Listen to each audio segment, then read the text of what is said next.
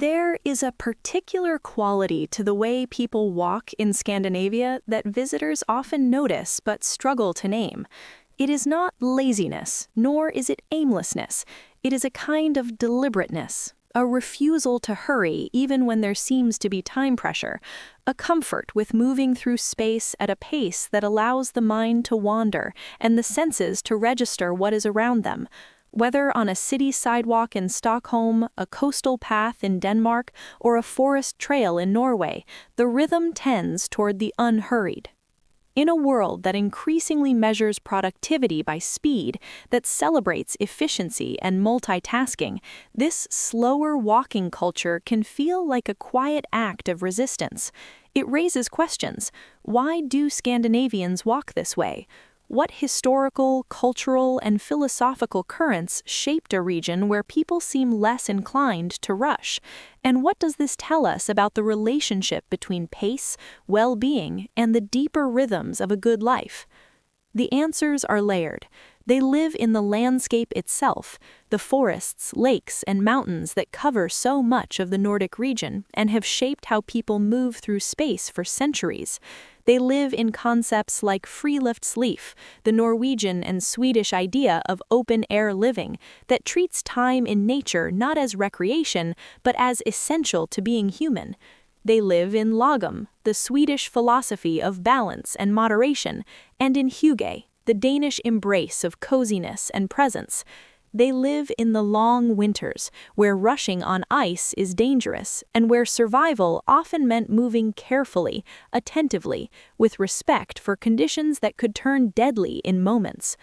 But they also live in something less easily defined, a cultural agreement, rarely spoken aloud, that speed for its own sake is not a virtue, that walking slowly is not a failure to optimize, but a choice to be present, that the body moving through the world at a human pace, neither racing nor dragging, creates a particular state of mind that hurried movement cannot.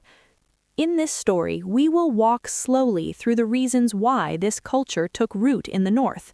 We will explore the historical and environmental forces that shaped it, the philosophical frameworks that sustain it, and the lived experience of those who have grown up understanding that to walk slowly is not to waste time, but to use it well. Along the way, we may find that this quiet Nordic habit has something to teach the rest of the world about how to move through life with less strain and more presence. To understand why slow walking became cultural practice in Scandinavia, it helps to begin with the land itself. The Nordic region is defined by its vastness, its wildness, and its variability. Forests cover much of Sweden, Norway, and Finland. Mountains rise steep and snow-covered for half the year. Lakes scatter across the landscape by the tens of thousands. Coastlines stretch long and ragged, carved by ice and wind over millennia. This is not terrain that rewards rushing.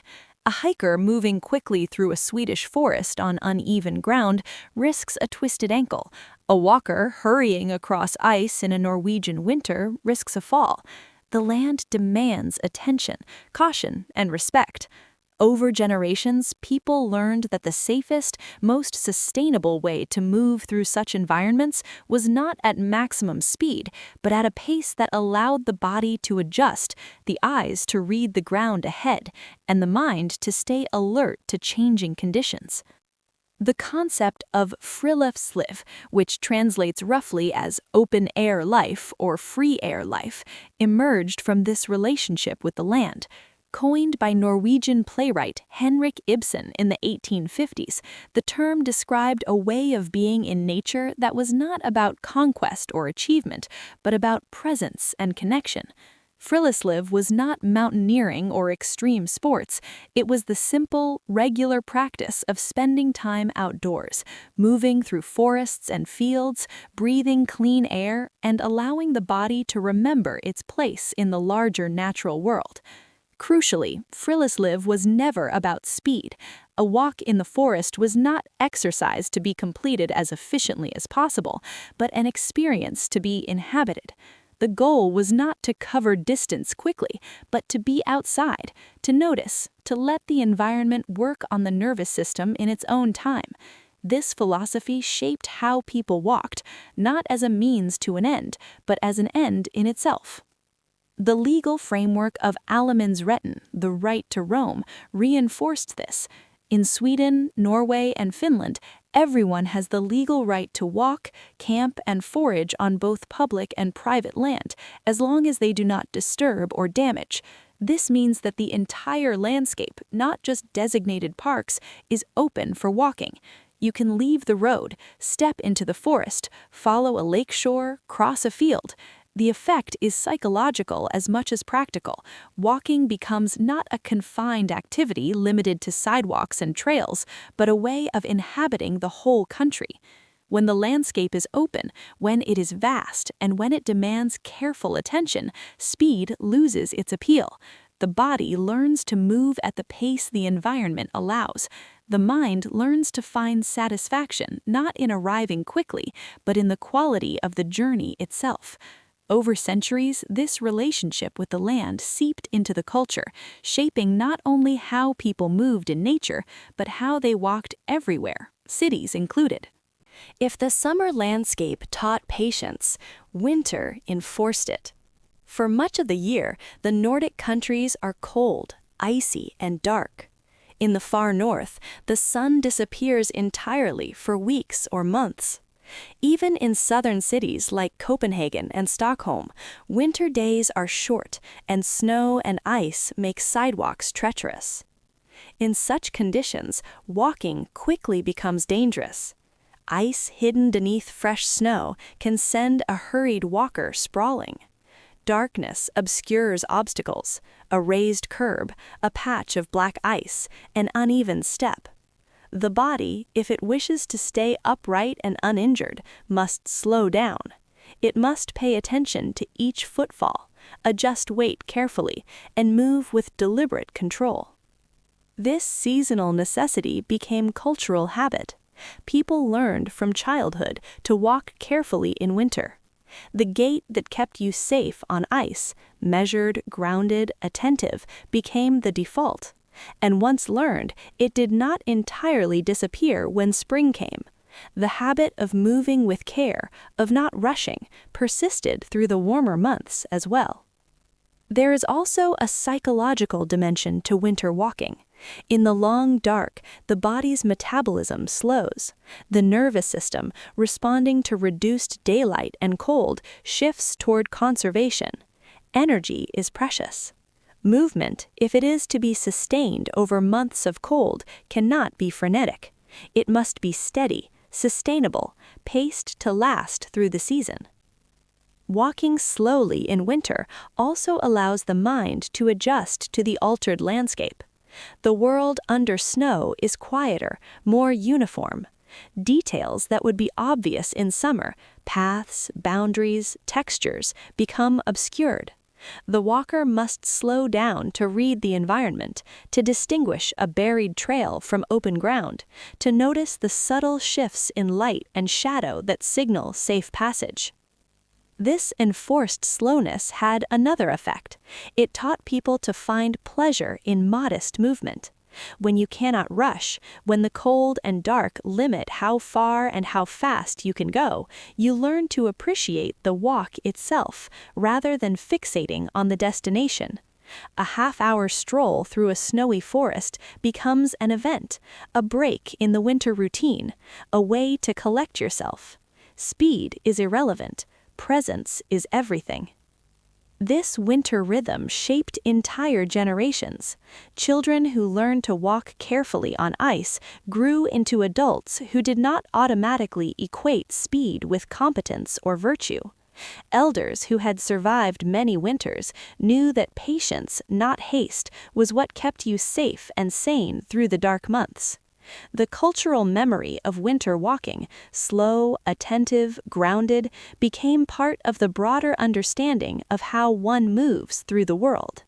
Beyond the landscape and climate, Scandinavia's slow walking culture is rooted in deeper philosophical currents that shape how people understand balance, contentment, and the good life. Two concepts in particular resonate: lagom in Sweden and hygge in Denmark.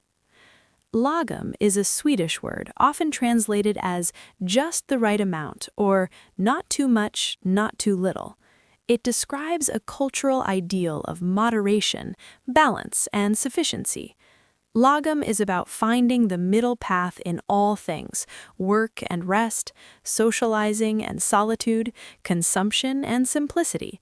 It is not about deprivation, but about recognizing when enough is enough and not pushing beyond that point for the sake of excess or status.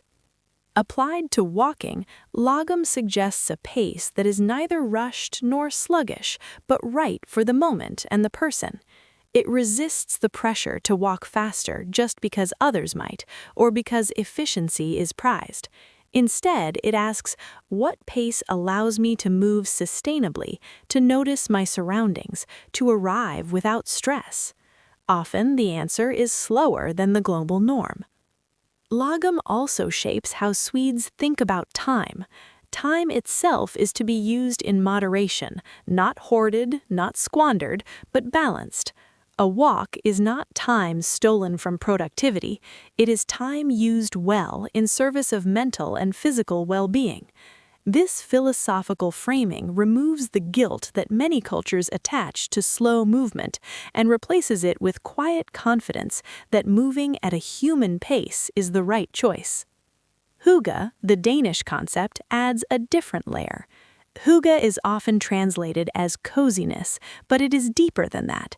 It is about creating and savoring moments of warmth, safety, and togetherness, often in simple ways: a candle on the table, a walk with a friend, a cup of coffee in a quiet room. Hygge is not about luxury or intensity, but about presence and contentment in the ordinary. Walking in a hygge framework is not exercise to be optimized, but an experience to be enjoyed. A slow walk through Copenhagen's neighborhoods, noticing the architecture, the light, the rhythm of daily life, becomes a hygge activity: modest, grounding, restorative. The pace is dictated not by a fitness tracker, but by the desire to savor the experience, to be with a companion without the barrier of exertion, to let the mind settle. Both lagom and hygge reflect a broader Scandinavian skepticism toward extremes. In cultures that value balance and moderation, the fast-paced, high-intensity approach to life that dominates many parts of the world feels out of step. Walking slowly is not a rejection of progress, but an expression of a different set of values: that quality matters more than speed, that presence is more valuable than productivity, and that the body and mind function best when they are not constantly pushed to their limits. These philosophies are not abstract, they are lived daily in the way people structure their workdays, their social lives, and their movement through space. The slow walker in Scandinavia is not ignoring cultural norms, they are embodying them. Scandinavia's slow walking culture is not limited to forests and rural paths. It extends into the cities as well, where urban design and social norms quietly encourage a less hurried pace. Copenhagen, Stockholm, Oslo, and Helsinki are modern cities with all the usual urban pressures, yet they retain a quality of slowness that visitors often find surprising. Part of this is infrastructure. Scandinavian cities are designed, more deliberately than most, for human-scale movement. Sidewalks are wide and well-maintained. Pedestrian zones are common. Bike lanes separate cyclists from walkers, reducing the sense of competition for space. Public squares and parks are frequent, offering places to pause, sit, and observe. Traffic is managed to prioritize pedestrians and cyclists over cars. Speed limits in residential areas are low, crosswalks are abundant, and drivers reliably stop for walkers. The result is an environment where walking feels safe, pleasant, and unhurried. There is no need to rush across an intersection before the light changes, or to weave through aggressive traffic. The cities also retain a certain scale and coherence. While they have grown, they have not sprawled into the kind of vast, car-dependent metros that force long commutes and make walking impractical. Neighborhoods remain walkable. Daily errands, groceries, pharmacy, post office can often be completed on foot. This encourages walking as a regular, ordinary activity, rather than something requiring special effort or time. Culturally, there is less pressure to appear busy or rushed. In many parts of the world, walking quickly signals efficiency and importance. Walking slowly can be read as laziness or low status. In Scandinavia, this calculus is different. Walking at a relaxed pace is not socially penalized. People do not judge each other for taking time, for pausing to look at a storefront, for moving in an unhurried way. Lunch breaks often include walks. Workers leave their desks, step outside, and walk for 20 or 30 minutes, not for exercise, but for restoration. This practice is normalized and even encouraged by employers who understand that time outdoors improves focus and mood. The walk is not a luxury, but part of the working day, embedded in the rhythm of professional life. Even in winter, when darkness comes early and cold bites, people continue to walk. The Scandinavian saying, "There is no such thing as bad weather, only bad clothing," reflects this mindset. Proper gear, warm coats, good boots, layers make outdoor movement possible year-round. The culture does not retreat indoors and become sedentary in winter. It adapts, slows down, and continues to walk. This urban walking culture also has a social dimension. Walking together is a common way to spend time with friends or family. Conversations happen while moving at a pace that allows talk without breathlessness. The slow walk becomes a space for connection, where the rhythm of footsteps and the shared experience of moving through the city create intimacy without the pressure of sitting face to face. Beyond culture and infrastructure, there is a psychological dimension to slow walking that helps explain its persistence in Scandinavia. Walking slowly changes how the brain processes information, how the nervous system regulates itself, and how the self experiences the world. When you walk quickly, attention narrows. The brain focuses on navigation, on avoiding obstacles, on maintaining pace. The environment becomes a blur, registered only as obstacles or waypoints. There is little room for noticing details, for allowing thoughts to wander, or for the kind of open, receptive awareness that allows new ideas and insights to emerge. When you walk slowly, attention can broaden. You notice the texture of bark on a tree, the way light falls on a building, the sound of water running beneath a bridge. The brain shifts from task-focused mode to a more diffuse, associative state. This is the state in which creativity flourishes, where problems that seemed intractable suddenly reveal solutions, where the mind can process emotions and experiences without forcing them. Research on walking and cognition supports this. Moderate-paced walking, especially in natural environments, has been shown to improve mood, reduce rumination, and enhance creative thinking. The key seems to be that walking engages the body just enough to quiet the anxious, overactive mind, but not so much that it demands full cognitive attention. Slow walking, in particular, allows the brain to rest while the body moves, a form of active meditation. This restorative quality is especially important in cultures that value work-life balance and mental health, as Scandinavian countries do. Walking slowly becomes a tool for managing stress, for transitioning between work and home, for processing the day's events. It is not an indulgence, but a practical strategy for maintaining equilibrium in a demanding world. There's also a phenomenological dimension. Walking slowly allows the walker to feel more present in their body. Each footfall is registered. The shift of weight, the engagement of muscles, the rhythm of breath, all become more conscious.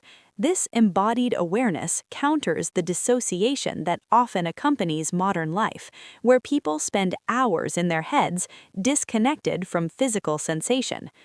In Scandinavian culture, where concepts like mindfulness and presence are increasingly valued, slow walking fits naturally. It is a practice that requires no special training, no equipment, no particular setting. It is available to anyone, anywhere, and it offers immediate, tangible benefits: clarity, calm, and a sense of being grounded in the moment. This psychological payoff reinforces the cultural habit. People who walk slowly feel better, think more clearly, and connect more deeply with their surroundings. They notice that their stress decreases, their mood lifts, their creativity improves. Over time, this experiential feedback loop sustains the practice, even in the face of global pressures towards speed and efficiency.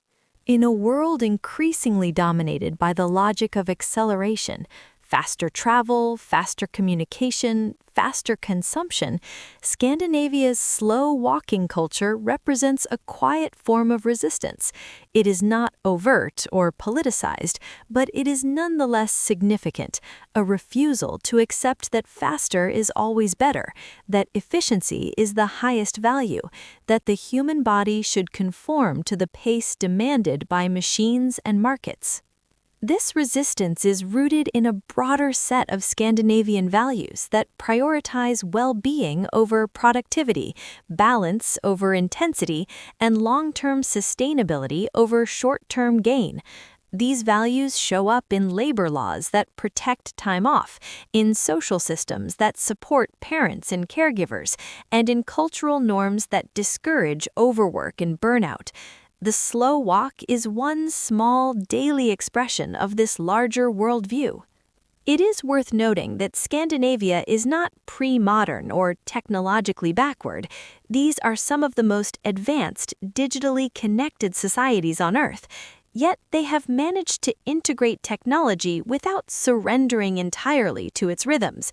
People use smartphones, but they also walk in forests without them. They work efficiently, but they also take long lunches and leave the office at reasonable hours. They value innovation, but not at the cost of their health or their connection to the natural world. The slow walk in this context is a kind of anchor. It keeps people tethered to the body, to the environment, to the slower, older rhythms that shaped human life for millennia. It reminds them daily that speed is not always the answer, that presence is valuable, and that the quality of a life is not measured only in accomplishments or acquisitions. This is not to say that everyone in Scandinavia walks slowly all the time. Cities have their rushed commuters, their hurried tourists, their people running late, but the baseline, the cultural default, leans towards slowness in a way that is distinctive and deliberate. It is a choice, continuously remade, to prioritize a different kind of movement through the world. For visitors from fast-paced cultures, this can be jarring at first. The instinct to rush, to cover ground quickly, to check off sights and experiences runs headlong into a culture that does not reward or recognize that approach. But those who adapt often report a shift, a realization that moving slowly allows them to see and feel more, not less, that the hurry they brought with them was not serving them, that there is a particular kind of richness in a walk taken at the pace of thought rather than the pace of anxiety. The question we began with, why is slow walking culture widespread in Scandinavia, has no single answer, but rather a constellation of them. The landscape, vast and demanding, taught generations to move with care. The winters, long and icy, enforced patience and attention. The philosophies of lagom and hygge framed slowness not as failure, but as wisdom, not as laziness, but as balance. The legal right to roam opened the entire environment to walkers, making movement through nature not a privilege, but a birthright, and shaping a culture where walking is central to identity and well-being. Urban design reinforced this, creating cities that welcome pedestrians and allow unhurried movement. And the psychological benefits of slow walking, clarity, restoration, and presence created a feedback loop that sustained the practice across generations. But perhaps the deepest answer is that Scandinavia's slow walking culture reflects a broader understanding of what it means to live well. In a world that constantly pressures people to do more, move faster, achieve more, the Nordics have quietly insisted on a different set of priorities, that time in nature is essential, that balance is more valuable than intensity, that the body and mind function best when they are not constantly driven, that presence matters more than productivity. The slow walk is not a rejection of the modern world, but a way of moving through it without being consumed by it. It is a daily practice that keeps people connected to the land, to their bodies, to each other, and to the longer, slower rhythms that technology and capitalism tend to obscure. It is a reminder that humans evolved to move at a certain pace, and that when we honor that pace, something fundamental in us relaxes and opens. For those of us living in faster-paced cultures, the Scandinavian example offers both challenge and invitation. The challenge is to examine our own assumptions about speed, efficiency, and the use of time. The invitation is to experiment with slowness, to take a walk without purpose, to move at a pace that feels sustainable rather than optimal, to notice what happens when the body is allowed to set the rhythm rather than the clock or the app. You may find, as many Scandinavians have found over centuries, that walking slowly does not mean covering less ground in any meaningful sense. It may mean instead that you arrive more present, more aware, more yourself. That the distance traveled is measured not only in kilometers, but in the quality of attention, the depth of observation, the degree to which you have truly inhabited the journey rather than simply endured it in service of arrival. In the end, the slow walk is a form of wisdom, the understanding that life is not a race to be won, but a landscape to be experienced, not a problem to be solved, but a presence to be inhabited, and that the pace at which we move through the world shapes not only where we go, but who we become along the way.